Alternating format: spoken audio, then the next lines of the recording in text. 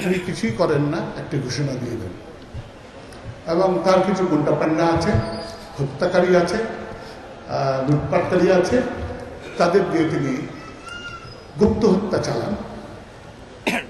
সবকিছুই গুপ্ত, কোনো পাবলিক কিছুই নেই।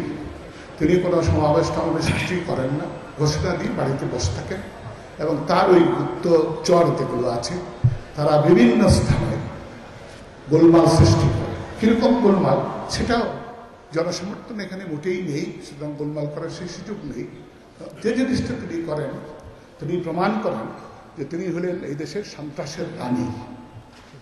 এবং আমি বলতে চাই যে তার এই আন্দোলন মোটেই রাজনৈতিক আন্দোলন নয়, এটা একান্তই একটা সন্ত্রাসী উদ্যোগ, যেটার নেতৃত্ব দিচ্ছেন এই দেশের সন্ত্রাসের রানী বেগম খালেদা জিয়া, এবং তাকে সেইভাবে আমাদের দেখা উচিত। আমি বারবার বলছি, যারা বিএনপি করেন তাদের দেশপ্রেম নিয়ে সন্দেহ কেউ করতে পারে না। তারা এই জিনিসটা বোঝেন যে এই মহিলাকে তাদের বিতাড়ন করা দরকার।